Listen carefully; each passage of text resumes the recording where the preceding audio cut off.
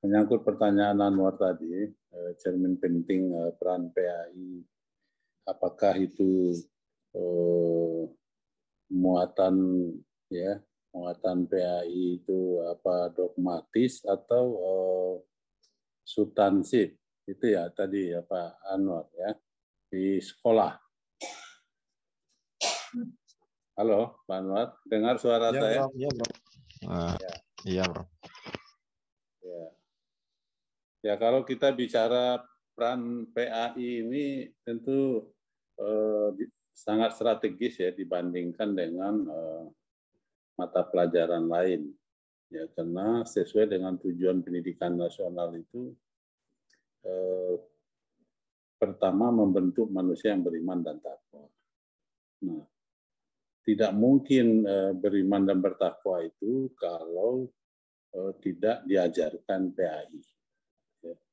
Nah, kita tahu secara substansi PAI itu terdiri dari sub-sub pokok bahasan khususnya di sekolah. Pertama, akidah akhlak. Nah, terus yang kedua adalah Quran hadis. Nah, kemudian yang ketiga fikih. Nah, yang keempat adalah sejarah peradaban Islam. Nah, kalau di sekolah umum namanya sejarah peradaban Islam, kalau di madrasah namanya SKI. Nah, kalau kita bicara secara substansis, tentu 4 hal ini sangat strategis ya. Jika siswanya memahami materi-materi yang terkait yang dibahas atau yang disampaikan oleh guru dari 4 sub pokok bahasan dari PAI ini, nah, saya yakin tentu saja tidak akan melahirkan siswa yang sekarang berkembang apa istilahnya siswa yang teroris ya, tidak mungkin. Nah, kenapa? Tidak ada substansi dari mata pelajaran yang diberikan itu yang menyuruh atau mengajak anak menjadi teroris atau radikalis. Ya. Tapi kalau radikal yang dimaksud bagaimana anak memahami secara mendalam, secara substansi itu menurut saya tidak ada masalah. Ya. Tapi kalau sudah menyangkut pemahaman agama, kemudian dikaitkan dengan ketidaksukaan terhadap aturan yang berlaku di negara, nah ini tentu tidak kita inginkan. Nah, tapi saya ingin mengatakan bahwa peran PAI secara substansi ini sangat strategis. Oleh karena itu, saya pernah ketika diskusi tentang peta jalan pendidikan di Indonesia yang disusun oleh Kemendikbud yang sampai tahun 35 itu, nah kita dari MUI ya, kebetulan saya dari MUI, kemudian dari IJMI, mempertanyakan hal itu. Ya. Apalagi kalau kita kaitkan dengan Undang-Undang Sidiknas nomor 20 tahun 2003. Itu jelas sekali tujuan pendidikan nasional. Kemudian Undang-Undang Dasar 45 pasal 29 ayat 1. Ya. Kemudian juga kaitannya dengan Perpres ya, nomor 87 tahun 2017 tentang pendidikan karakter. Nah, PAI di situ karena ada tadi substansi yang berkaitan dengan akidah dan akhlak. Nah, sempat saya tanyakan waktu diskusi itu, bahkan ada para cendekiawan yang ngomong sepertinya akidah itu tidak perlu lagi diberikan di sekolah. Sebab menyebabkan anak jadi teroris. Saya pikir itu ngawur. Akidah itu menyangkut kepada keyakinan kepada Allah yang beriman dan bertakwa tadi. Apalah artinya kalau anak kita berakhlak, tapi dia tidak beriman, tidak percaya dengan Tuhan, tidak percaya dengan hari akhir, tidak percaya dengan kitab dan nabi, tidak percaya pada kadar baik dan buruk. Wah, ini bahaya sekali.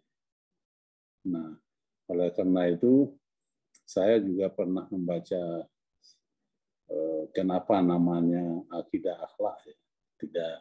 Tidak akhlak saja gitu. Nah, ini para perumus mata pelajaran ini, penyusun mata pelajaran ini beralasan seperti yang saya jelaskan itu. Kenapa akidah itu harus digandeng dengan akhlak?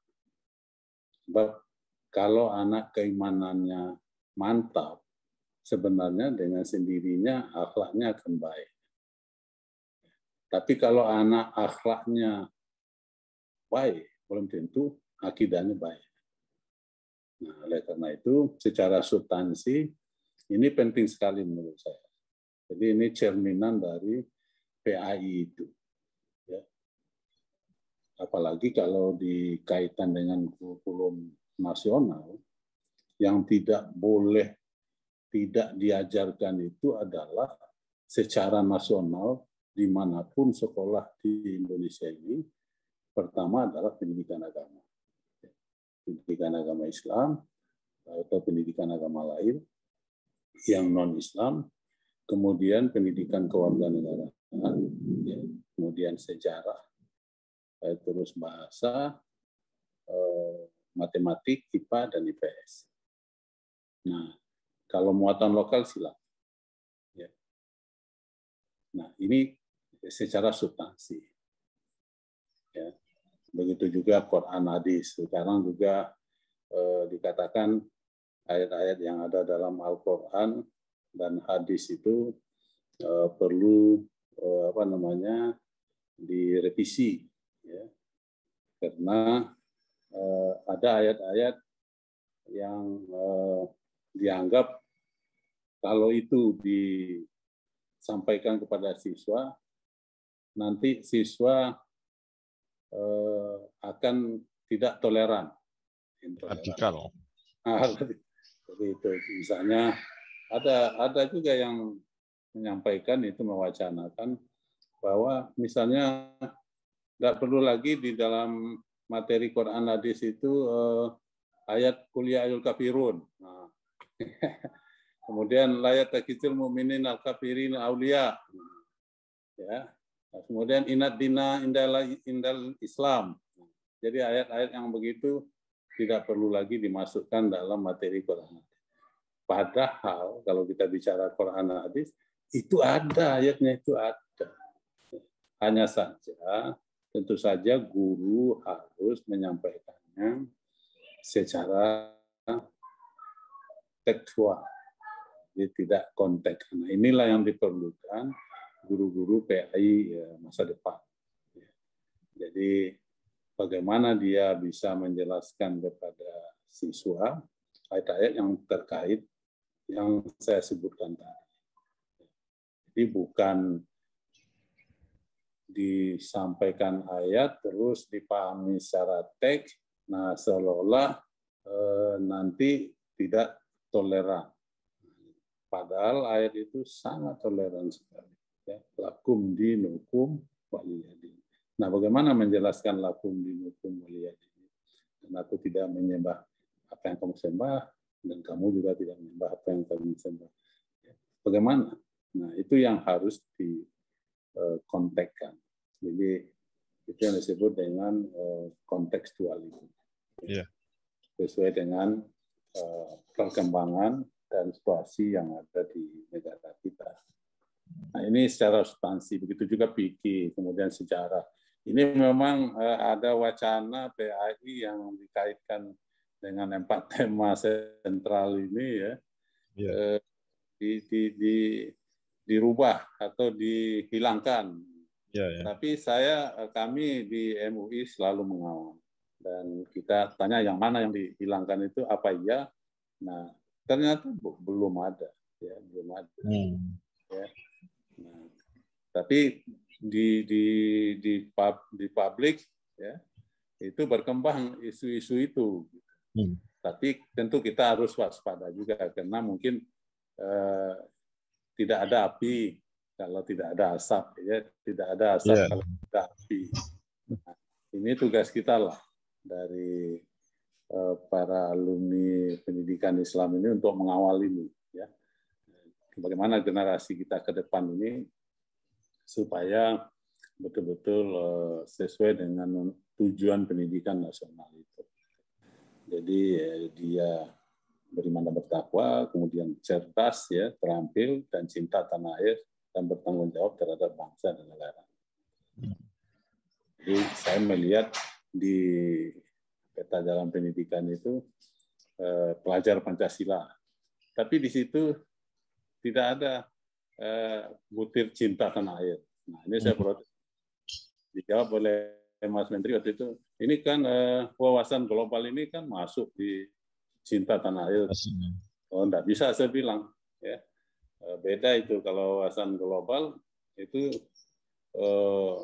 wawasan yang diberikan ke siswa, bagaimana wawasannya bukan hanya Nusantara tapi juga mendunia. Itu boleh. Nah, saya selalu katakan ke mahasiswa, silahkan kita berpikir mendunia, tapi jangan lupa membumi. Ini yang disebut dengan cinta tanah air. Nanti bangsa kita ini dikuasai oleh bangsa lain kalau siswa kita tidak ada rasa cinta tanah air lagi. Ya. Nah, ini yang kita khawatirkan. Kemudian ada rasa iman dan takwa itu. Nah, di situ saya lihat hanya ada akhlakul karimah. Nah, tidak bisa hanya akhlakul karimah. Harus sebelum akhlakul karimah itu adalah iman dan takwa sesuai dengan tujuan pendidikan nasional. Jadi beriman dan bertakwa dan berakhlakul karimah. Nah, ini bahayanya nanti sampai ada yang mempertanyakan juga sama saya waktu diskusi, jangan-jangan Prof. Armai yang menyusun itu orang tidak beragama kali ya. Ya, saya tidak tahu juga, saya bilang yang penting kita sudah beri masukan. Ya. Nah, itu secara substansi. Ya. Jadi walaupun memang setahu saya ya, saya sering terlibat dalam penyusunan PAI ini dari tahun berapa ya? Ya mungkin tahun mulai dari setelah reformasi lah. Sebelum reformasi juga pernah ikut saya. Ya memang materi PAI ini belum banyak perubahan. Ya, belum banyak perubahan. 4 tema sentral tadi.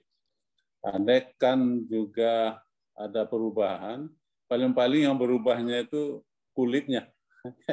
Jadi dicetak tahun berapa, tapi isinya tetap begitu.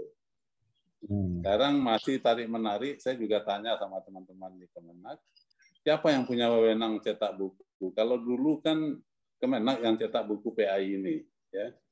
Nah sekarang kawan-kawan di Kemendikbud, karena buku ini untuk sekolah, sementara sekolah itu bukan di bawah Kemenak, maka yang cetak buku itu harus Puskurbuk Kemendikbud.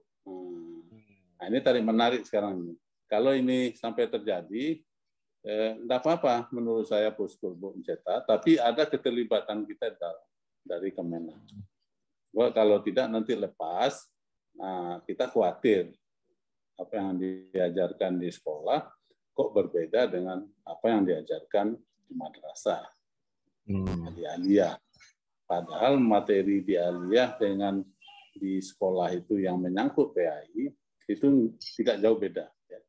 Mungkin lebih ada tambahan di madrasah dibandingkan dengan di sekolah. Ya. Beberapa pokok bahasan. Disitulah cirinya sekolah umum berciri agama itu. Jadi bentuk negara kita ini kan ada 3, ada sekolah umum, ada sekolah umum bercirikan agama, dan ada pendidikan keagamaan. Nah ini secara substansi. Nah, secara dogmatis itu menurut saya ini kembali ke gurunya. Oh. Ke gurunya. Kalau gurunya metode mengajarnya, model pembelajarannya bagus, itu tidak terkesan dogmatis. Tidak terkesan dogmatis. Kita bisa bercanda dengan siswa dengan menggunakan beberapa variasi metode, ya, mungkin dengan nyanyi, dengan cerita, ya. Jadi tidak otoriter gitu. Nah, saya yakin, apalagi kalau kita lihat sejarah ketika Ki Haji Imad dalam mengajar PAI, baru mulai dia main biola. Sempat ditanyakan sama siswa, ini belajar kesenian kita atau belajar agama Pak Kiai, katanya, kan ada siswa yang protes. Nah, Pak Kiai jawabnya dengan santun, bagaimana Pak Kiai tadi memainkan bola? Waduh, sangat indah sekali, kata siswa. Nah, Tuhan itu indah. Nah, gitu. Jadi inilah yang harus kita perbaiki, guru-guru ini cara mengajarnya. Maka diperlukan pelatihan-pelatihan guru, termasuk perkembangan IT sekarang. Jadi dulu Kemenak pernah mengadakan itu dan saya terlibat juga di dalam pelatihan guru PAI ini, yaitu guru PAI model pembelajaran berbasis IT. Nah, habis pelatihan itu guru-guru dapat laptop 1. Nah, gitu. Tapi ya proyeknya 1 tahun berjalan, tahun berikutnya enggak lagi. Padahal guru kita berapa banyaknya jumlahnya. Nah, saya sempat tanya juga ke Kemendikbud, Dirjen Pendidikan Dasar dan Menengah, bagaimana itu guru PAI kok tidak pernah dilatih oleh Kemendikbud? Kenapa kok guru bidang studi lain dilatih terus? Ya, persoalannya persoalan administrasi, Prof. Karena guru PAI itu kan di bawahnya Kemenak. Nah, itu bahasanya. Tapi kan tugasnya di SMA, di SMA, di SMP, di SD. Gimana? Apalagi kalau NIP sekarang kan tidak ada lagi NIP 13, NIP 15. Kalau dulu iya, gitu ya. Ini sekarang kan tidak ada diskriminasi begitu lagi. Nah, tapi di lapangan tetap belum pernah dibiayai oleh Kemendikbud guru-guru PAI yang ada di sekolah itu untuk dilatih seperti yang pernah dilakukan oleh Kemenak. Sementara anggaran di Kemenak terbatas. Nah, ini yang menurut saya harus kita kita perbarui lagi cara mengajar guru. Ya. Jadi kalau kita cendekiawan yang mengatakan tidak perlu akidah, ya, menurut saya itu ngawur. Akidah perlu, tapi mungkin guru yang mengajar akidah itu yang perlu diperbaharui cara mengajarnya. Iya, iya. Ya, tidak terkesan dogmatis. Iya. Baik. Ini mau saya tanyakan juga, Prof, terkait kritik Prof untuk yang kita perlu merevitalisasi Rohis. Nah, itu kan karena Rohis itu masuk di sekolah, itu kan karena menurut Prof, dan memang saya juga melihat bahwa PAI itu porsinya hanya 2 jam dalam 1 minggu itu di sekolah-sekolah negeri, ya. Nah, oleh karena itu mereka menjalin kerjasama dengan Rohis untuk memberikan wawasan keagamaan kepada siswa. Nah, di sini Prof memberikan garis bawah, menggarisbawahi bahwa Rohis pun saat ini perlu direvitalisasi. Nah, arahnya kemana ini, Prof? Revitalisasi yang Bapak inginkan? Ya, ya memang kaitan Rohis dengan PAI ini sangat jelas sekali, ya. Banyak yang dilakukan oleh Rohis ini kegiatan ekstra yang kaitannya dengan PAI. Gitu. Nah, oleh karena itu menurut saya, kenapa perlu direvitalisasi? Ternyata yang masuk ke sekolah itu adalah orang-orang yang memang mengajar PAI itu yang belum punya sertifikat sebagai guru PAI. Nah, katakanlah kalau boleh saya katakan, ini hasil pantauan saya ya, tidak semua rohis juga begitu. Banyak yang dimasuki oleh paham-paham yang saya sebut tadi, kalau bahasa sekarang paham yang dogmatis itu. Ya. Jadi menyampaikan sesuatu itu hitam putih. Nah, kira-kira begitu. Kalau tidak begini yang Anda lakukan, Anda belum dikatakan Islam yang kafah misalnya. Ya. Atau kalau ini yang Anda lakukan itu belum masuk sebagai kegiatan jihad. Nah, yang kegiatan jihad itu adalah begini, kira-kira begitu. Ya. Ya, maksudnya mungkin Anwar paham maksud saya begitu. Nah, ini yang maksud saya yang perlu direvitalisasi. Jadi sekolah harus mengawasi. Jadi wakil kepala sekolah bidang kesiswaan itu kalau mau didalami PAI yang diajarkan di intrakurikuler harus ada kaitannya ekstrakurikuler itu dengan intrakurikuler.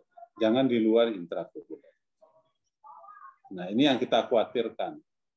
Jadi gampang sekali rohis mendatangkan paham-paham yang katakanlah yang radikal tadi, ya, tanpa sepengetahuan sekolah.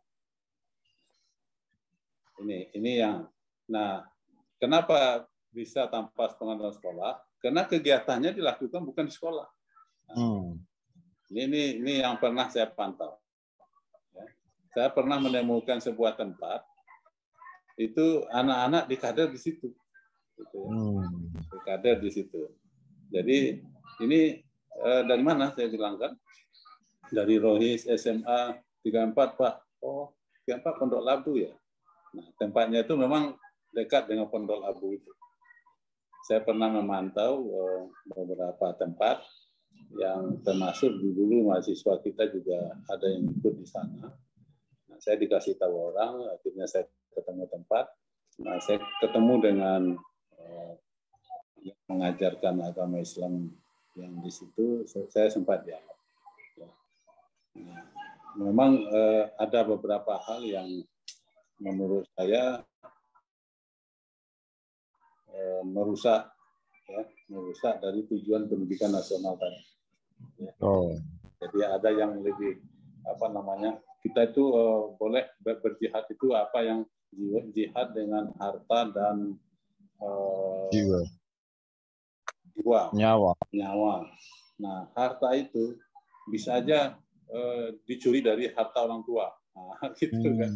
Nah, untuk berjihad nggak apa-apa. Nah, ini kan sudah menyimpang gitu, ya. Masa untuk berjihad dan mencuri orang tua atau mencuri harta orang, gitu ya. Kalau kita tidak punya harta, cukup dengan jiwa saja, dengan tenaga, dengan pikiran. Kan tidak harus dengan uang. Nah, ada beberapa poin yang saya temukan waktu itu, antara lain itu.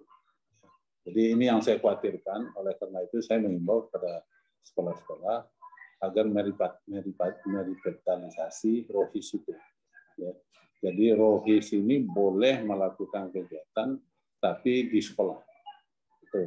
Kemudian yang kedua, harus ada standarisasi orang yang terlibat sebagai tutor atau sebagai apa istilahnya pelatih, itu harus ada standarisasi yang jelas. Ini yang maksud. Kemudian yang kedua, kaitan dengan kelembagaan rohis ini tentu dipilih berdasarkan kalau dulu kita di OSIS itu kan ada perwakilan kelas, ya. Nah, kalau di sini pemilihannya tidak seperti OSIS. Iya, iya. Nah, ini menurut saya perlu juga secara kelembagaan OSIS ini pemilihannya seperti OSIS itu. Jadi terbuka gitu. Nah, ini jadi bukan berdasarkan ajakan atau dakwah. Itu yang selama ini yang terjadi di sekolah. Yeah. Tentu tidak semua sekolah, ada juga sekolah yang memang saya lihat rohisnya tertib sekali, ya, karena ada wakil kepala siswanya itu ada yang tamat dari UIN. Ya. Yang kita khawatir, maaf, ada yang bukan tamat dari UIN, tapi dia wakil kepala sekolah kesiswaan yang tidak paham tentang agama. Jadi anak-anak dibiarkan saja. Ini yang jadi masalah, ya. Gitu. Ya. Itu kira-kira maksudnya merevitalisasi rohis itu, Anwar, ya. Iya, iya. Baik, Prof. Untuk berikutnya, ini saya juga penasaran, Prof, sebenarnya terkait pandangan Prof atas kegaduhan kemarin ya, terkait peta jalan pendidikan tahun 2021-2023 yang sebenarnya draftnya juga belum final. Kemudian memantik komentar ya, yang pertama itu kami dengar itu dari Ketua Umum Muhammadiyah, terus kemudian melebar sampai beberapa tokoh juga mengomentari konon telah menghapus frasa agama dalam visi peta jalan pendidikan itu. Nah, yang kami tanyakan, Prof, apakah selama ini di dalam implementasi pendidikan agama Islam, khususnya di kementerian ataupun di pemerintahan, itu ada pertarungan ideologi, Prof, selain politik begitu ya? Karena mungkin pertanyaannya begitu, Prof. Iya, iya. Ya kita bisa saja jadi pengamat ya. Tapi saya tidak mau bicara di di publik. Saya minta kesediaan Mas Menteri, kemudian ketemu dengan kita. Ya, kami dari MUI itu ada 5 orang itu ya, 4 orang kita yang ikut. Ada Pak Abdullah Jaidi, saya, kemudian Mas Siad dan Ibu Kartini. Ya, kita diterima di rumah. Nah, kita minta sama Mas Menteri, tolong sampaikan peta jalan itu ditayangkan oleh Mas Menteri, dijelaskan. Nah, termasuk pelajar Pancasila tadi. Ya, kemudian visi misi peta itu. Nah, di visi misi itu memang tidak ada kata-kata beriman dan bertakwa. Iya. Terus dijawab oleh Pak Menteri. Nah, ya tidak mungkinlah kita akan menghilangkan itu. Ya tapi kok tidak ada gitu. Gitu. Nah, dia bilang lagi itu draftnya yang kita kirim ke Komisi 10 DPR itu yang awal. Nah, ini yang sudah kita perbaiki, ada. Saya kira begitu. Nah, kalau itu ada, sepakat salaman. Begitu tuh waktu kita ke rumahnya itu. Nah, karena ini yang diributkan oleh PP Muhammadiyah dan lain sebagainya itu. Termasuk kita dari MUI. Nah, ini tanggapan kita terhadap peta secara tertulis, Pak Menteri. Itu kami siapkan itu dari Komisi Pendidikan dan Kaderisasi. Poin-poin kita kritisi semua, mulai dari visi sampai kepada tujuan mencetak pelajar Pancasila itu. Apa yang kurang. Nah, kita kritisi. Ya. Nah, terus yang kedua, kata-kata cinta tanah air. Nah, kok enggak ada? Ada belajar Pancasila itu hanya wawasan global. Nah, kita masukkan. Nah, karena ini sesuai dengan tujuan Diknas Pendidikan Nasional, Pak Menteri. Ayo nambah. Ya. Tapi dulu ini ada, kok ini enggak ada. Nah, jadi ini kadang-kadang ya gimana ya? Saya juga kalau dikatakan seorang politik ya jangan-jangan. Di dalam ada perang ideologi juga, gitu ya. Nah, ini yang harus kita kawal terus. Ya mudah-mudahan apa yang kita sepakati dengan Pak Menteri itu yang disampaikan, yang ditanggapi oleh PP Muhammadiyah clear semua. Jadi tidak ada masalah lagi. Perasa agamanya sudah masuk, cinta tanah airnya sudah masuk. Ya. Nah, akhirnya kita salaman. Terus Pak Menteri minta sama kita dari MUI. Kalau begitu mohon ke Bapak-Bapak dari MUI mensosialisasikan hasil pertemuan kita ini, gitu. Bahwa tidak ada masalah lagi, sudah selesai, tidak usah diributkan lagi, kira-kira begitu. Karena perasa agamanya itu sudah masuk, kemudian cita tanah airnya sudah masuk. Kira-kira gitu. Kalau akhlakul karimahnya sudah ada. Nah, cuman sebelum akhlakul karimah itu tidak ada iman dan takwa. Nah, gitu kan. Nah, kemudian mata pelajaran yang diberikan. Nah, ada apa namanya Pancasila dengan bahasa Indonesia enggak ada. Jadi termasuk yang terakhir Permen tentang standar nasional pendidikan nasional itu. Kok bahasa Indonesia dengan Pancasila hilang? Nah, ini kan kaitannya dengan cinta tanah air itu. Nah, jadi ini memang ya kalau orang politik mengatakan ya jangan di dalam Kemendikbud ini ada perang ya kepentingan juga. Kalau sekarang dengan kasus Palestina ini namanya perang narasi medsos. Nah, di peta jalan kemarin juga itu terjadi. Jadi perang narasi medsos. Nah, kita sudah tanyakan ke Mas Menteri, tapi yang muncul tidak yang sudah kita bicarakan. Nah, ini kenapa? Nah, tapi sampai sekarang juga belum disahkan ya, apakah dalam bentuk permen atau dalam bentuk Perpres. Waktu itu kita tanya juga sama Bang, ini nanti Perpres atau permen? Nah, Menteri maunya Perpres. Nah, kalau Perpres sebenarnya dari namanya ini tidak pas Pak Menteri. Buat nomenklatur nama yang ada itu adalah rencana pembangunan jangka panjang menengah ya, rencana strategis itu aturan. Tapi ya udahlah, kita tidak persoalkan, yang penting isinya.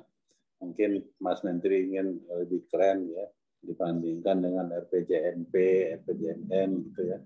Lebih baik dibikin peta jalan pendidikan ya, jangka panjang berapa tahun itu sampai 15 tahun. Itu juga kita pertanyakan. Kenapa Anda sampai 45 aja Pak Menteri, kalau 45 kan tahun emas. Nanti bisa dilanjutkan oleh Menteri berikutnya. Nah, kalau ini kenapa sampai tahun 35? Tapi ya jawabnya, ya nggak apa-apa lah 15 tahun dulu. Jadi itu kurang akademis sebenarnya, tapi ya udahlah. Jadi itu yang terjadi itu waktu apa namanya kegaduhan yang kaitannya dengan peta jalan pendidikan. Termasuk yang kita kritisi juga kaitannya dengan PAI ini, SKB 3 Menteri tentang PAKEN itu. Nah, itu kan ada kaitannya dengan mata pelajaran PAI juga. Bagaimana kita mengajarkan anak di PIKI misalnya bahwa yang pakaian sesuai dengan agama itu adalah kalau anak dibebaskan, sementara dia sudah kita berikan aturan-aturan tentang pakaian misalnya. Nah, ini alhamdulillah sudah berhasil, kita juga beri masukan bahwa itu kita minta dicabut dan dibatalkan. Alhamdulillah MK membatalkan. Kembali kepada Permen 45 tahun 2017. Nah, itu Permen tentang pakaian sekolah itu lebih setahun itu kita bikinnya. SKP ini 2 hari selesai. Jadi memang kaget-kaget aja kita kadang-kadang. SKP 3 menteri lagi, itu gampang itu. 1 menteri aja setahun lebih kadang-kadang kita menyelesaikan permen itu ya. Zamannya Pak No itu diuji publik, dibikin draftnya, dikritisi dulu oleh masyarakat. Ya memang waktu itu belum pandemi ya. Kalau sekarang kan dijadikan pandemi ini alasannya. Bagaimana ngumpulin orang? Bagaimana kita mau uji publik? Nah, padahal kan bisa aja kalau kita mau menggunakan teknologi gitu kan. Inilah yang usaha kita ya dari MUI, kami dengan kawan-kawan akan mengawal terus, termasuk masalah pencetakan buku kamus sejarah, terus PAI yang edisi baru yang akan diterbitkan oleh Puskubuk itu tetap kita kawal dulu. Itu kira-kira Anwar ya.